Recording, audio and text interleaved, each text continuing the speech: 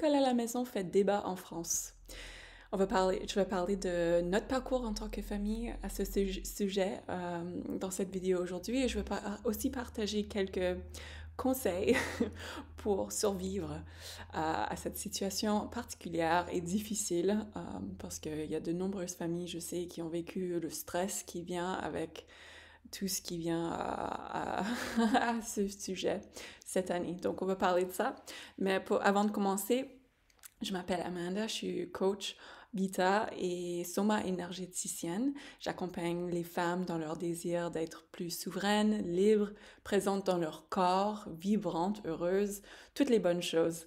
Donc, si jamais vous cherchez un accompagnement sur mesure ou une séance déjà pour faire un reset puis revenir à un état de bien-être et reconnaître plus de paix dans votre vie en général, vous pouvez regarder sur mon site web et me contacter. Je vous accueille avec grand plaisir. Donc, on va venir au sujet maintenant. Donc, IEF. Je voulais parler à propos de notre situation parce que j'ai déjà partagé une vidéo sur ça sur ma chaîne. Je suis encore nouvelle dans les créations de vidéos en français. Donc, c'est vrai que j'ai pas partagé grand-chose à propos de notre histoire en français jusqu'à présent. Mais si je commencerais par dire quelque chose, c'est que en tant que Canadienne habitant en France, euh, la situation avec l'instruction en famille, l'école à la maison, IEF pour faire court, c'est très compliqué, très dur, très décevant.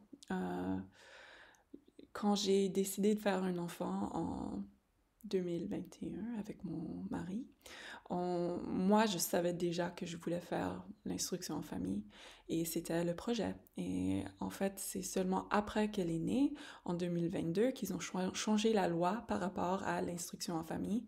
Et du coup, ça m'a vraiment perturbée et j'ai suivi tout ce qui se passait par rapport à ça. Je suis les familles et les associations qui se mettent ensemble pour combattre cette loi complètement injuste qui fait en sorte que maintenant les familles doivent demander l'autorisation pour faire l'école à la maison plutôt que avant c'était simplement de le déclarer. Il fallait juste dire à la mairie, aux académies, voilà, on fait l'école à la maison. Et ils n'avaient pas le choix d'accepter parce qu'en vrai, ça devrait être notre choix. C'est notre famille, nos enfants. Voilà. Mais non, en 2022, ils ont changé cette loi. Maintenant, il faut monter tout un projet éducatif, prouver que notre situation, ben, prouver une situation particulière. Je ne vais pas aller dans les détails parce qu'il y a plein de gens qui parlent à propos de ça. Si jamais vous êtes curieux, allez voir. Mais voilà. Du coup, il faut vraiment avoir la permission de faire l'école à la maison maintenant. Et c'est la partie la plus difficile, c'est que le fait qu'il y a beaucoup de gens qui se font refuser ce droit. Et ça, j'allais dire détruit des familles. Ça peut, ça peut détruire les familles. Ça a été très compliqué chez nous cette année à cause de ça. Personnellement, moi, je suis du point de vue qu'on ne devrait même pas avoir besoin de demander l'autorisation. Du coup, j'avais pas envie de me demander de l'autorisation et je voulais me joindre aux parents qui se battent contre cette loi en faisant de la désobéissance civile pour vraiment déjà montrer qu'il y a une résistance à une loi injuste et montrer qu'il y a des familles qui veulent préserver le droit d'instruire leurs enfants à la manière qui leur convient mieux et qui a vraiment l'intérêt de l'enfant à la base de tout. Parce que voilà, on est des parents, nous sommes des parents qui veulent donner un autre monde à notre enfant. Et je sais que moi, c'est ça le cas.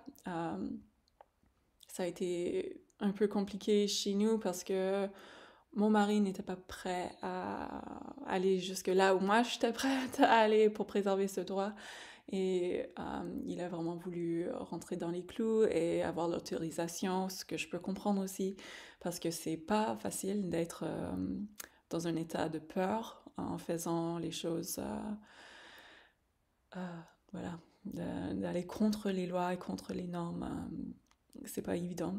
Donc, en tout cas, ça a été dur chez nous. Mais voilà, finalement, j'ai demandé l'autorisation, ça a été refusé une première fois et l'autorisation est arrivée le jour de la rentrée. Donc ma fille a fait une matinée à l'école et j'ai reçu le courrier disant qu'on avait l'autorisation pour faire l'instruction en famille à 11 heures du matin. Donc ma fille n'est pas retournée à l'école après la réception de ce courrier. Donc voilà, on est officiellement en instruction en famille, ce qui est absolument fantastique et je souhaite continuer sur cette voie parce que je crois sincèrement que c'est la meilleure voie pour ma fille, qui a même pas 3 ans d'ailleurs. C'est pour ceux qui connaissent pas les lois en France aussi, c'est que l'instruction est aussi récemment, 2018 je crois, devenue obligatoire à partir de 3 ans. Donc voilà, ma fille a même pas 3 ans et déjà on se pose toutes ces questions par rapport à tout ça, ce que je trouve assez fou. Au Canada, l'obligation scolaire c'est 6 ans, comme ça a été autrefois en France. Mais, mais voilà, donc en tout cas. Donc nous voilà, moi, je suis très heureuse avec le fait qu'on a pu avoir ce qu'on voulait pour cette année, pour notre fille. Elle est très, très heureuse, extrêmement épanouie et je ressens sincèrement que c'est la meilleure voie pour elle. Les gens se posent des questions souvent sur les mêmes choses, mais comment est-ce qu'ils vont être sociabilisés, comment est-ce que, tu vois, des choses comme ça, mais nous, il n'y a pas de souci par rapport à ça. On voit plein de gens et les moments... bref, je pense pas que je vais rentrer dans les explications dans cette vidéo parce que déjà, je suis à 7 minutes. Donc, non, je vais terminer en disant juste que si jamais t'es dans un combat de quelque sorte pour quelque chose...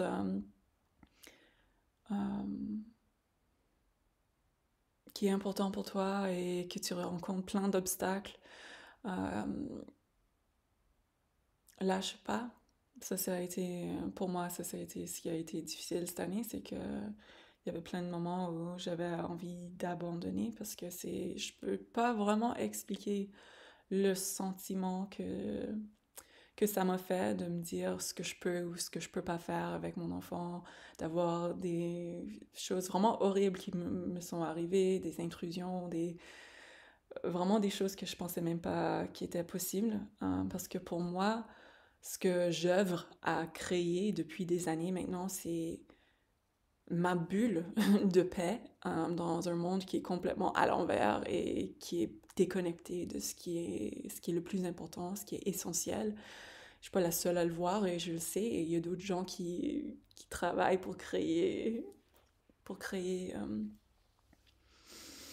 une nouvelle manière de faire, un nouveau monde aussi. Et du coup, voilà, ça peut être difficile des fois, mais il faut continuer. Ce que j'ai appris vraiment cette année, c'est que, voilà, tant qu'on est vraiment ancré et connecté à notre cœur, on peut pas, peu importe ce qui arrive, même quand ça avait l'air comme ma fille devait aller à l'école contre tout ce que je croyais que je voulais pour elle, j'avais réussi finalement après des mois à retrouver une forme d'acceptation et de paix. Et après, tout d'un coup, ça a marché. Ça a été assez bizarre. Mais ça m'a vraiment forcé à revenir dans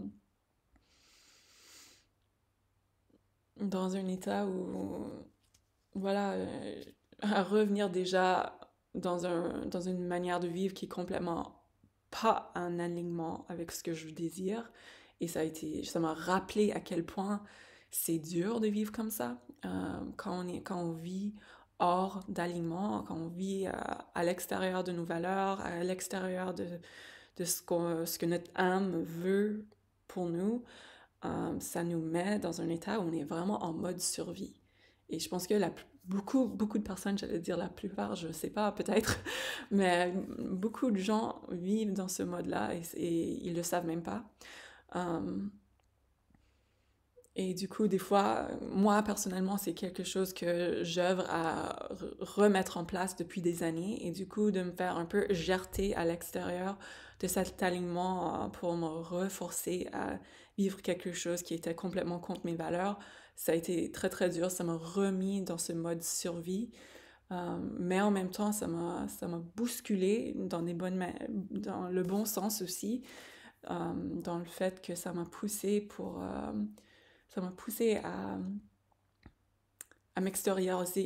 extérioriser un peu, parce que malgré tout, il y avait beaucoup de peur. Et après avoir vécu tout ça, j'avais encore moins peur, parce que j'ai vu que finalement, sur certaines choses qui me faisaient peur,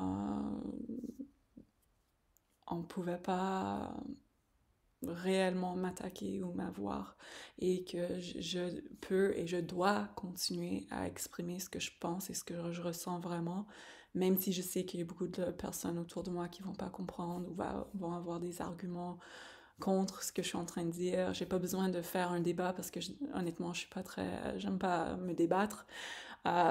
Mais ça veut pas dire que je dois rester silencieuse non plus. Je peux quand même dire si je suis pas d'accord, je peux quand même euh, juste ajouter mon avis. Et surtout, je peux continuer à vivre ce qui est bon pour moi et ce que je sens qui est bon pour ma famille. Et même s'il y a des obstacles, même s'il y a des gens qui veulent essayer de rentrer dans cette bulle de paix que j'œuvre à créer, euh, finalement, ils peuvent pas. Finalement, ils peuvent pas casser notre bulle. Et c'est à moi, c'est à nous aussi de continuer à protéger cette bulle de paix, de continuer à œuvrer pour ce qui est bon, pour ce qui est nouveau, parce que le vieux monde est en train de mourir. Je le sens, je le vois, je pense qu'on le ressent tous au fond de nous, que ça peut pas continuer comme ça. On peut pas continuer à faire des burn-out, à s'épuiser, à, à faire des choses qui n'ont pas de sens. Je pense qu'on le sait tous.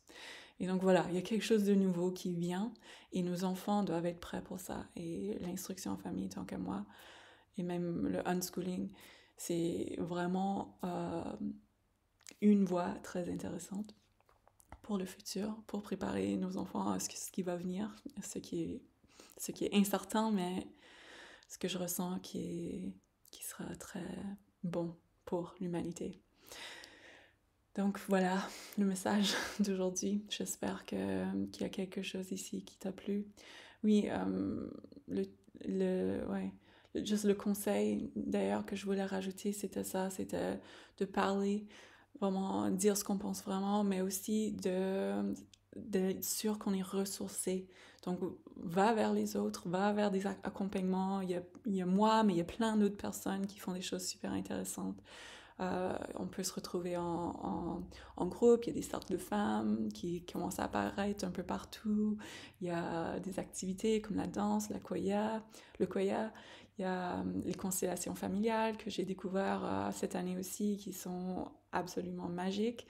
Il y a plein de choses qui se passent, donc n'hésite pas à faire ressourcer par quelque chose si jamais tu rencontres des obstacles ou que tu te sens, voilà, comme tu perds ton énergie à travers d'un processus qui est compliqué ou dur. Fais sûr que, ouais, ressource-toi. Et si c'est pas à travers des choses comme ça peut être très simple aussi, juste de danser tout seul, toute seule dans ton salon ou ouais, prendre des belles photos, connecter avec la nature, toutes les choses qu'on connaît. Hein. Mais ouais, vraiment prendre le temps pour ça, pour se ressourcer au maximum. Voilà, j'arrête et je vous vois dans une autre vidéo.